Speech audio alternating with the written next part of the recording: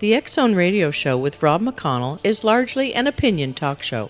All opinions, comments, or statements of fact expressed by Rob McConnell's guests are strictly their own and are not to be construed as those of the X Zone Radio Show or endorsed in any manner by Rob McConnell, REL-MAR McConnell Media Company, the X Zone Broadcast Network, its affiliated networks, stations, employees, or advertisers.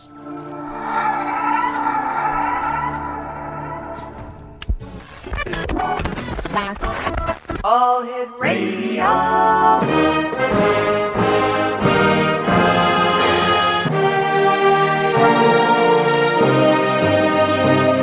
Welcome to the X Zone, a place where fact is fiction and fiction is reality. Now, here's your host, Rob McConnell.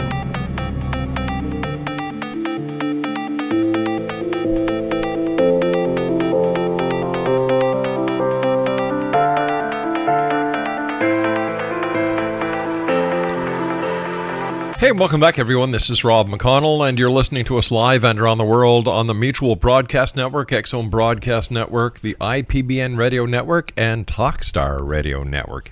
If you'd like to send us an email, it's very simple, xzone@xzoneradiotv.com. On all social media sites, X Zone Radio TV. Yes, that's X Zone Radio TV. And our radio website, where you can find out what we've been up to, what we're doing today, and where we're going in the future.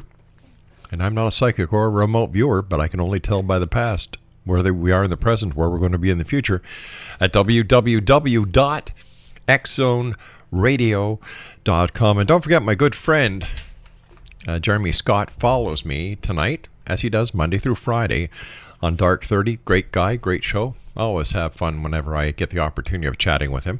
And by the way, did you know that when you're on the road now with limited data or Wi-Fi, you can listen to the X Zone and Jeremy on Dark 30 and every minute of the Mutual Broadcast Network by dialing 605-562-4204, courtesy of TalkStream Live. No smartphone app or internet needed. It saves your data plan, and it's free if you have unlimited minutes. All you need to do is call 605-562-4204 to listen on any phone, anytime, anywhere. My guest this hour, a man with an amazing story. His name is Charles Stansburge, but we all call him Chuck because he's our buddy. He's a MUFON State Section 6 director, STAR team member, CAG member, and field investigator. And Chuck, what is a STAR team member? Well, the STAR team member for MUFON is someone that goes out to, when there's mutilations, landings, and that sort of stuff. Mm-hmm. We had, it was October 2013, we had a mutilation going on down there, southwest of here, and it was Barbados sheep. And if you always knew about cattle mutilations, they have a little slit up in towards their throat, mm-hmm. where they drain all the blood out. Right. These sheep had the same identical thing. Is this the case in Port Lavaca, Texas? Yeah, Port Lavaca. Right. Yeah. And it was quite something. We were down there for 2 days covering this. Everybody's trying to say that it was predators, but I don't think predators can have. I don't think predators have tools to do surgery. Is it possible that it's our own terrestrial military and government who are going out and doing something to test the genetics or to test the certain effects that fertilizers and other GMO products are having on livestock on the open range? No. This particular time, all the photos, mm-hmm. because when I went down there, excuse me, I went and talked to the sheriff. Right. Also, I asked him if I could get all the photos pertaining mm-hmm. to the event, and also all the paperwork going back and forth when he would report, and then they would go out and do their thing and come back and report what's going on. So he got all that for me. and I was going through. They gave me a DVD of the photos, and I was going through the photos. And number 345, I took a look at that, and I thought something's weird about this. So I got a hold of my friend on Skype. I said, I'm gonna show you something. So I showed him the photo, and he goes, "Oh yeah." He says, "Matter of fact," he says, "take a look a little bit closer if you want to." The night before, there was one heck of a thunderstorm, so Right. everything was wet and muddy and everything. You can see the tracks where this gentleman has his little putt-putt, and it stops right by a tree. You have the sheep laying here, mutilated, and then you have the tracks going past that, and then there's a big area that is there's no trees. It's just a bare spot. And I looked at that. He says, "What do you see?" And I thought, "Oh my gosh!" I says, "That is in a circle," and it looks like it's counterclockwise. He says, "Yep." He says, "Matter of fact, they're still there." I said, "What do you mean they're still there?" In the photo.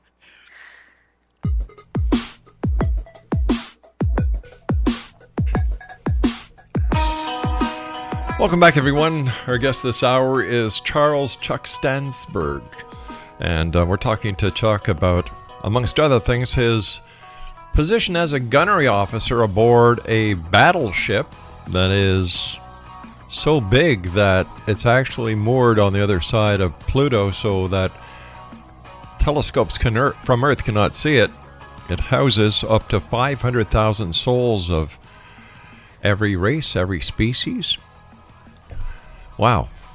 And Chuck, before we get back to your ET visit, because I want to talk to you about some other parts of the visit, didn't the sheriff in this case, going back to the the sheep mutilation, actually believe it to be a satanic cult ritual? They tried to say that was, but there was none of those outfits nearby anywhere.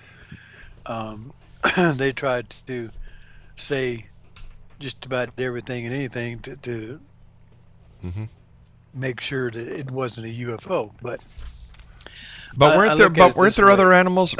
weren't there other animals that were missing as well?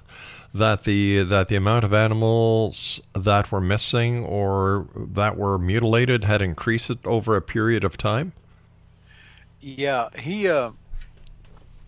this gentleman had 52 sheep to begin with because a friend gave him a bunch of them because he had he couldn't do anything anymore. He was pretty well down where he can't keep the sheep. But anyway, he sold about 20 of them or so, and the rest of them he would come out, and there would be the next morning, and there would be a couple of them mutilated, and then one or two that are gone, just flat disappeared. But why was it reported in the newspaper that your findings were confidential, that you didn't release your findings to the sheriff's office or to anyone else? Well, because we were, like I said, doing an ongoing investigation, and once I left the scene, more or less, because we were there for 2 days. Yeah. Our state director stayed there for another day, and she wrote up her report, which would be the secondary report, and mine was the major report. And I didn't put it in as a predator because it wasn't a predator. Predator don't know how to cut open a belly and just take the they would cut around and then fold the belly back, the skin back, and pull the belly out, lay it down, and take the reproductive organs, and that was it. Yeah, but the sheriff never even suggested that it wasn't anything other than terrestrial, because this is a quote from Calhoun County Sheriff Ailman. believes a human is behind. I believe a human is behind the killings. Well, that's his prerogative, I guess, that what he thinks it was. Um, but when I saw what I saw on the film, Yeah. I knew who done it. Okay, now here Yeah. you are, a guy who's been on board Battlestar ships.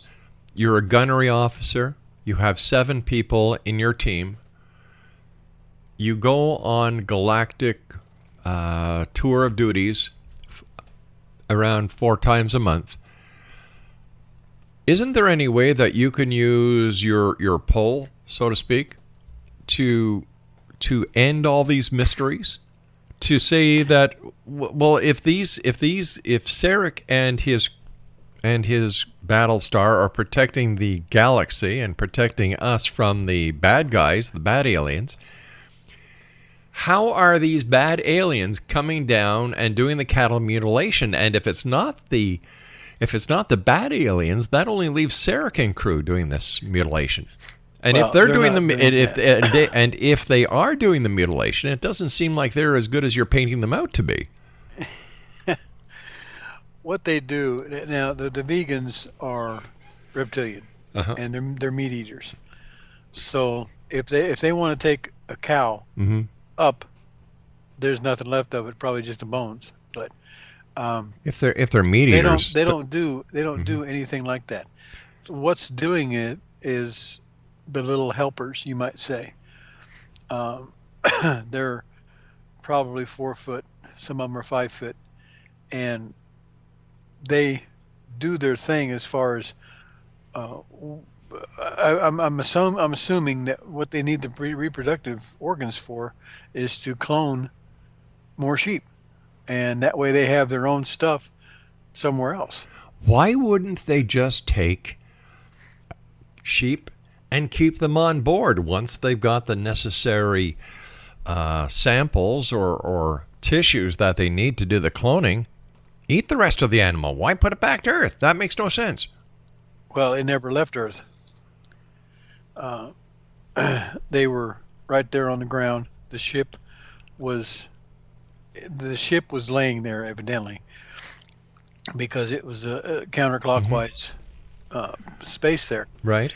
And on the right hand side of the film, there's a like a distortion per se on by the trees back there, and what that was is a doorway, either onto board their ship or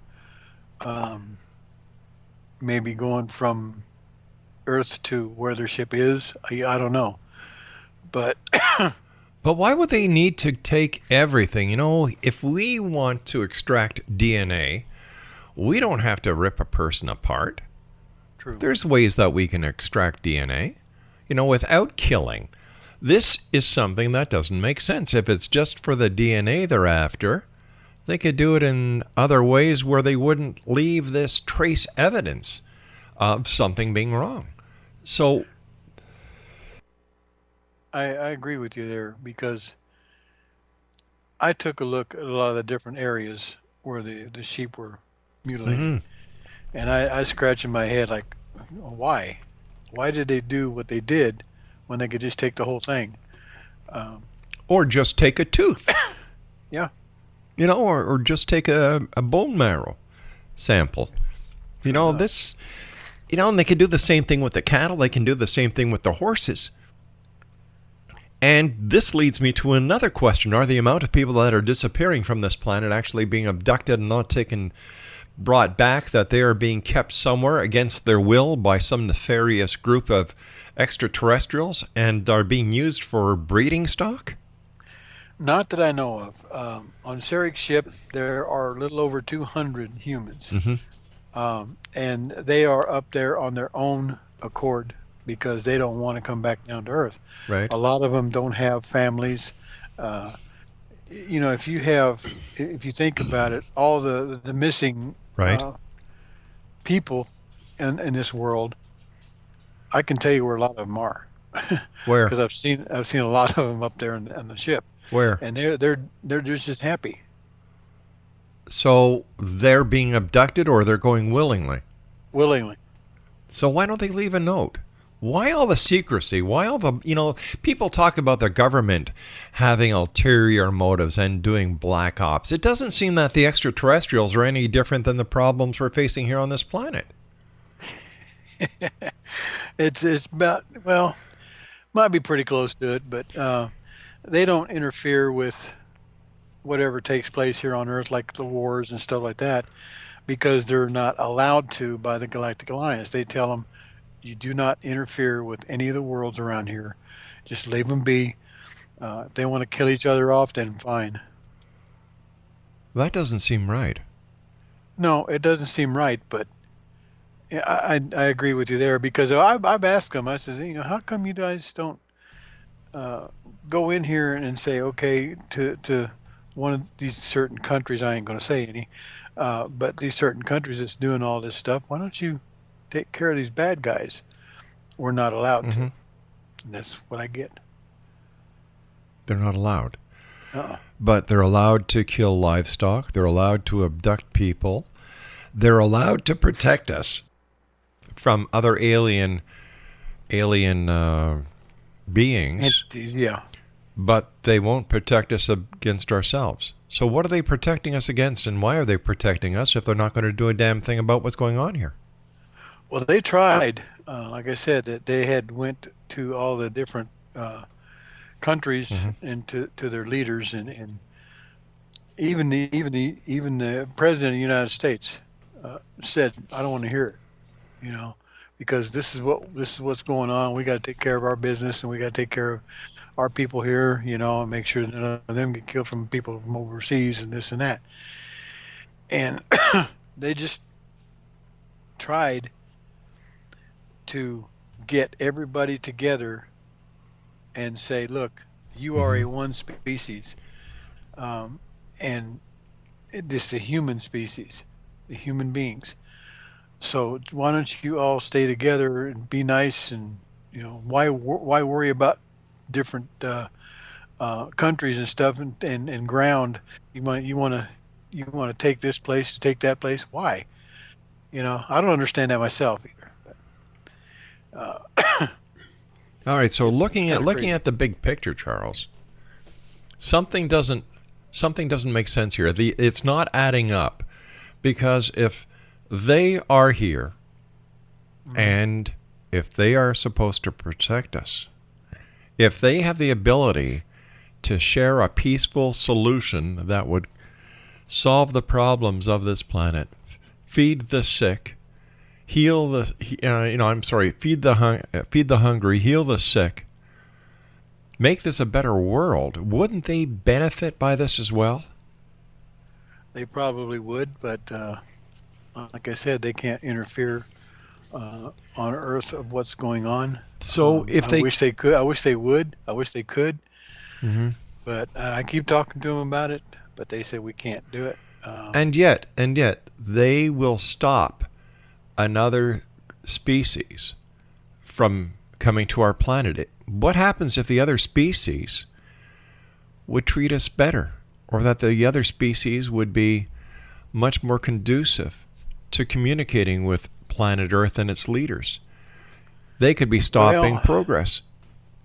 There's a few of them that want to try to do that. As far as I don't know what you mean by. All right, Chuck, we're going to be back on the other side of this news break. Exxon Nation, send me an email. Tell me what you think. Exxon at exxonradiotv.com. Chuck and I will return on the other side of this news break as we continue here and around the world from our broadcast center in Hamilton, Ontario, Canada, on the Mutual Broadcast Network, Exxon Broadcast Network, and the IPBN.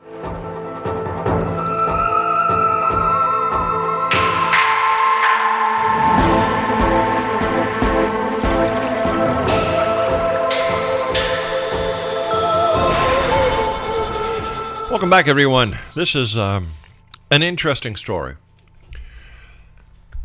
Charles Stansburge is our special guest, and he is a MUFON State Section 6 director.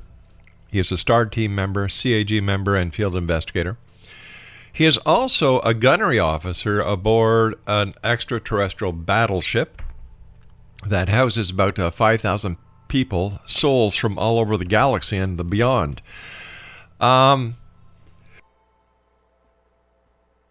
Charles, tell us about your family, your other family on the other side of the galaxy. Well, I've gone to several different planets in our galaxy. And there was probably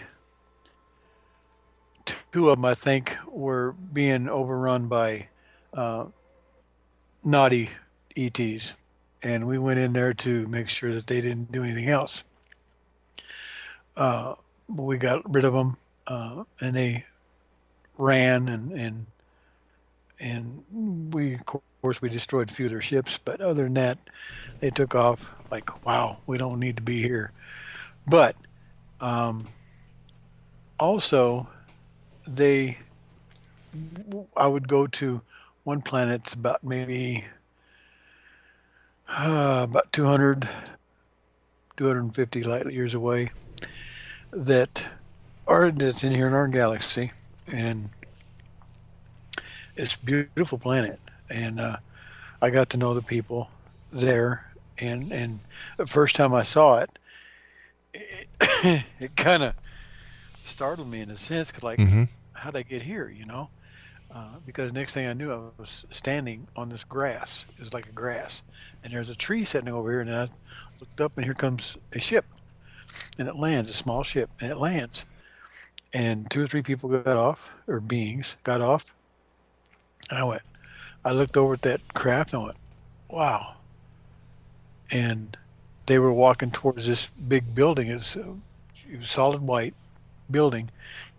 And I heard one of them saying, "Hey, are you coming?" So I went down there, and we went around through the building on the other side and went out the back door, and there's a path that goes to waterfalls. And it's a beautiful place. But what they did was they wanted me there a couple of times. And they went ahead and took my DNA. And I don't know how they impregnate their women, but evidently they do it somehow. And I do have a hybrid daughter, and she's a pretty little thing. And it was quite something when I found out about it, because when we went back over there one time, this was like 2 years ago. When we went over there, they said, "We got a surprise for you." Okay. And we got out of the ship, started walking towards there, and then this tall gray, for a gray alien, she's not bad looking. She's about 8 foot tall. And this little girl was walking with her. And I said, "Oh, she's cute. She's really cute. Whose is she?" And all 3 of them said, "Yours." And I said, "Excuse me?" They said, "She is your daughter. We used your DNA, and she is your daughter." So I have a daughter living on another planet. Do you interact with your daughter? Do you? Oh yeah, Yeah. yeah. Once in a while, they bring her to the ship, and we interact, and she plays with some of the toys I brought on board from Earth. So she knows what Earth looks like, and she knows what Earth, basically what we do there, and so on. So once in a while, I'll go there to the planet, and I'll stay there for probably 2 or 3 days. But it's only a couple hours, Right. really, because when they bring me back in the same time frame. So do you have a picture of your daughter? No, Do you keep one in your wallet? they won't allow me to take a picture. Really? Yeah. I want to, but I tried. your story sounds so compelling. What do your other members of MUFON say about your intergalactic travels and the fact that one of their section directors are on a Battlestar as a gunnery officer? Well, let's put it this way. Everybody in my section, which I have about 50 people, including myself, everybody knows that I do this, because once in a while we will have a meeting, and I'll say, "What do you guys want to do for the meeting?" And they'll say, "We want to hear more of your stories. We want to hear more of what you do up there." So they get kind of excited about wanting to know what's going on and what I see, this kind of stuff. And it's MUFON. They know, especially our DOI. He's the director of investigations for MUFON all over the world. He knows that I do that. And as a matter of fact, I even had him at one of our meetings with Sarek. Right. And I says, I told Steve, I said, go ahead and ask him. He's asking what? I said, well, you said you wanted to go up there. Ask him if you can go. And so he did. And I got a private text from Sarek, and it said, "Do you trust him?" And I said, "Yes, I do very much. He's a darn good guy." And so he said, "Okay, we'll see what we can do."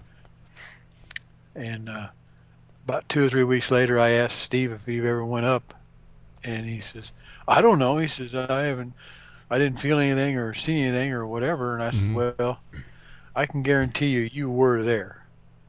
He says, "How do you know?" I says, "Because I was standing beside you." Okay, here's a question. Here's a question for you. You, as a director of MUFON, are responsible for your investigator team that we just believe you said it was about 50 people. Yeah. You have there's only about 3 of us that are field investigators. Okay. All right. So, but you have been up in a starship. You are on active duty as a gunnery officer on a starship. So why do these investigations need to take place if, number one, these are real UFO landings, abductions, and sightings that are being reported to MUFON? And number two, how are they getting past these people who are supposed to be protecting us? That part's a good question. Yeah, like it makes no sense, Charles. Like you're a former cop. Yeah. Does that make sense to you? Does the investigation line make sense? Excuse me. Yes, because we have to ask certain questions when somebody reports a UFO. No. I'm not asking you to. I understand when you're talking to somebody about a sighting, but you yourself, having had these experiences, having a daughter that is a hybrid somewhere on the other side of the galaxy, you being a gunnery officer and who said you fired a pulse weapon that wiped out a spaceship, why is there a need for UFO investigations if you have all the answers? That is a good question. The answers I have are from what I do and what I see. I don't see what other people see, and I don't know if anybody else is being abducted. I know I've done a few cases, but as far as their situation, they say, okay, yeah, this is what I saw, and this is what I saw, right, and this is what I was told by them, and so on and so forth. But when it comes to investigations, that's what I have to do, is I have to ask questions. Yeah, I understand that, but whose craft are you investigating? Because you told us that Sarek and the Alliance are protecting us from the bad guys. Then if Well, that I don't know. haven't you Because asked? there are orange orbs, there are red ones. No, no, Some no. of But them, but haven't you turn red asked? and white. Haven't you asked Sarek who these UFO sightings are that people are reporting? Who are doing the landings? Because if they're not the good guys, how are the bad guys getting past this Galactic Alliance patrol? Well, those guys, those orbs per se, a lot of them are, I guess it belongs to the Galactic Alliance because they have drones as well, and they go around. Sometimes they will hover, sit for a little bit, and take off. Right? Especially if people see it and they'll start taking pictures, it'll take off. But a lot of those, I think, are drones from their crafts to monitor Earth as far as what's going on. Okay, but wouldn't Sarek be able to tell you that if you communicated with him and you said, all right, I've received a UFO report on such and such a date, such and such a time, such and such a coordinates, is this one of yours? And if he says yes, fine. But if he says no, then we have to ask ourselves, is the Galactic Alliance really doing what they're saying they're doing, or is there a nefarious purpose at play? That's a good question. I don't know. Have you ever asked? I've never asked. Why not? I've never asked because I'm on board ship and I don't think about that. Now that you got me going on it, I will probably next time I go up there, I'll ask him. Yeah, and when you're on board ship, do you wear a uniform? Not really. No? Most of the time, it's just what I got on. Sometimes they will hand me a uniform, Yeah. and I say, no, I don't want to wear it. You know. Do you shower? Do you sleep in a hammock, in a bed? Do you sleep? Yeah. If I'm there for 2 or 3 days, yeah. We have quarters that we sleep in bed. Yeah. We shower, and they have everything for us. How about a sick bay? Do they have a sick bay? Yep. So if we're looking at a comparison between the Starship Enterprise and I really can't believe you don't know the name of the starship you're on, but anyway, and I can't either. Let's call it the SS Chuck for now. The USS Chuck. Okay. All right. If we were to compare the USS Chuck to the USS Enterprise, would we be looking at about the same thing? Not quite. No. It's kind of hard to describe. It's bigger than what the Enterprise is. What Have you you- see on TV? Have you ever drawn any pictures? No, Why not? because I never thought about it. Some of the stuff that I try to think about what I saw, I try to start drawing it, and it just doesn't come out right. Because here you are, a seasoned police officer, a seasoned investigator. And as a police officer, what are the first things we're taught to do at a crime scene? Sketch. Make sure that the crime scene is Secure, not compromised. right? And crime we take pictures, right? and so on and so forth. Yeah. You're an investigator with MUFON. I get a lot of photos. Of what's on the starship? No, of what's on People Say. Oh, Not yeah. Not Yeah, not I'm not Sarah's. I'm not talking about people. I'm talking about you. The USS Well, he won't Chuck. allow me. He won't allow me to take pictures. Why not?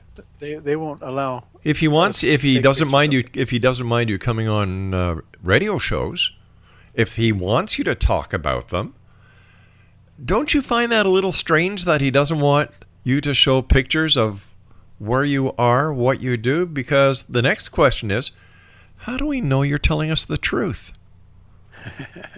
And not just making Because this I've up. been there. That's the reason why I know the truth.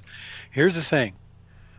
When I found out that I was probably taken, and I never said another word about it, I've always wanted to go on board ship. I've always stood outside saying, "Hey, come on down here. I want to drive one of your craft or get Right. into one and go somewhere, do something. And a little over 4 years ago, I got that chance. And I've been going up there for several times now, since then. And I really enjoy it. And I get to get some pieces of what I see. And then what I do is start putting two and two together. I can kind of figure out where I was and what I was doing. All right. So, hope you don't take my next question the wrong way. But how do we know that this just isn't a post-hypnotic suggestion that has been given to you by the hypnotist, who snaps his fingers twice for you to either enter or to exit one of the post-hypnotic suggestions that you were given? No, he didn't use any snapping fingers or anything like that. He just was using a chain, I more see. or less.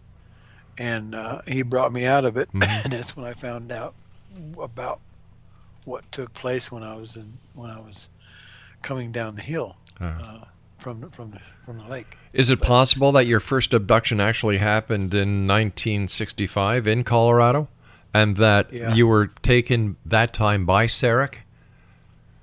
It's a good possibility, or somebody else. I'm not sure. I have asked a couple of different beings while I was up there if they knew back in 1965 when I was young, a senior in high school, was there something that was going on? Did they take me?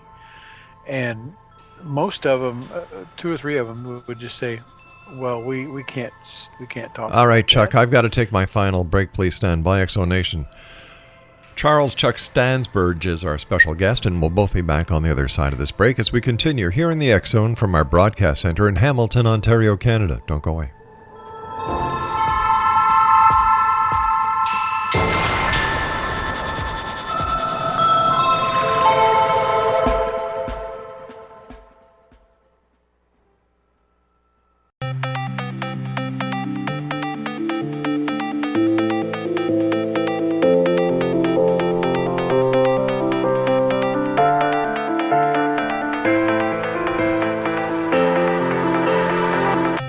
Hey, welcome back, everyone. I'd like to take this opportunity of thanking all my guests tonight. Robert Favreau. In hour number 1, we talked about controlled remote viewing. Hour number 2, my good friend, a great Canadian musician, a very talented person, Ed Roman, was talking to us about his new album called, let me see, Craig, what's it called? Oh, right, Red Omen. Geez, it's going to be released tomorrow. Please visit his website, www.edroman.com. And for the last 2 hours, wrapping me up this hour, yeah, I'm going to feel like a Christmas party, is Charles Stansburge. And first of all, Charles, thank you so much for coming on the show. Always great talking to you. Listen. You're more than welcome, and thank you. I really want to believe, but I'm the kind of guy who needs proof.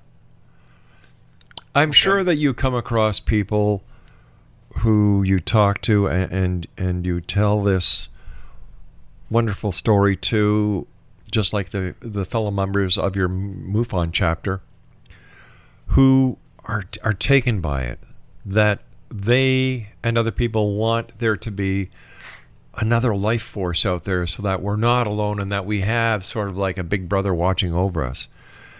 You've been on the Starship. You've seen the daughter that is part of you through artificial insemination of an extraterrestrial type. You've gone zipping through the cosmos in this battleship. You know, and you believe 150 million% that it is real. Yes. How can we Very believe much it? so. How can we believe it? Well, the only way you can really believe it is if you experience it. I know that there are a lot of people, especially some of the ones I know that are contactees and such, have seen ETs, have seen craft, have been in them. We have one young lady that's with MUFON. She was a field investigator, and her crew, they went to a field. The gentleman that owned the place, he took them out on where the field is, and he said, "See, I told you." And he looked up. Here comes a triangle craft over their heads. They just all looked at it, and it disappeared behind the trees. Did any of the field investigators take a photo? I don't think so. Why? They just, yeah, Why? that's what I say. What? Why do we But- get all these fantastic stories and never any proof? Well, there are a lot of proof of people taking photos and videos. Some of the crap that I've seen was amazing. Some of the photos I've got pretty close. Well, I've got over 600 cases done, and Out of those, some of the ones I've got with videos are just unbelievable. all right, but how many of those 600 cases are actually UFOs from another planet? I would say probably about 75%. Then how come there's no proof anywhere besides the proof that is taken photographically? How come? Good question. I know for a fact that a lot of the governments have seen them. Their presidents or whoever they are. Chuck, I want to thank you so much for coming on the show tonight, spending 2 hours with me. It is greatly appreciated. And tell Sarek that I would love to have the opportunity of meeting him one-on-one. Okay. All right, I'll do Chuck, take care of yourself, my friend. Regards to you and the family, and family on this side of the universe as well as the other. Okay, thank you. Good very night, much. Charles. Exonation, I'll be back tomorrow night at 6 o'clock as once again we cross the time-space continuum to this place that I call the X-Zone. So until then, keep your eyes to the sky and your heart to the light. Good night, everyone.